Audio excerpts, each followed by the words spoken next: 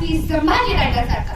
आपल्याला तर माहितच आहे, छत्रपती संभाजीराजाने मुघलांच्या विरोधात अन्यायाविरुद्ध तरुण वयातच असताना लढले. मध्यंतरी पुष्पा 2 नावाचा पिक्चर होता.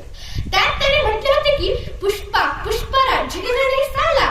हा डायलॉग बघितल्यानंतर आमच्या पोरांना फार बरं वाटायला लागलं. पण पोरांनो, एक लक्षात ठेवा, पुष्पामध्ये झुकेगा नाही साला म्हणताना तो पुष्पा तुमचा आदर्श असेल की नाही मला माहित नाही, पण वयाच्या 32व्या वर्षी डोक्याच्या केसापासून ते पायाच्या नखापर्यंत आपल्या डोळ्यातले एक बुबुळ काढून या रक्ताचा अभिषेक या मातीला घातला आणि औरंगजेबासमोर उभा राहून झुकेगा नाही साला म्हणत त्याला तिची अवकात दाखवून दिली. तो सर्जा संभाजी राजा आपला आदर्श असला पाहिजे.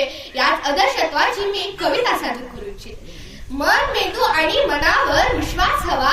मन, मेंदू आणि मनावर विश्वास हवा. नुसतंच वय वाढल्यामुळे होत नसेवा.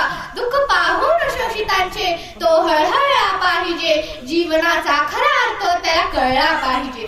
शिक्षणाने त्याने समृद्ध असावे. शांततेसाठी सुद्धा बुद्ध असावे. अन्यायाच्या विरुद्ध क्षत्रिय असावा. तोच युवा सर्वांना प्रिय असावा. अन्यायाची चीड आणि न्यायासाठी लढला पाहिजे असा एक युवा प्रत्येक घरोघरी घडला पाहिजे.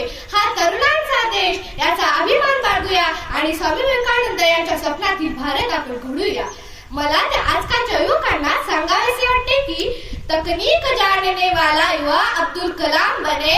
IIT NIT से पढ़ने वाला छात्र नासा के लिए नहीं अपितु इसरो के लिए काम करे. हम क्रिकेट, फुटबॉल, हॉकी खेले तो भारत के लिए खेले.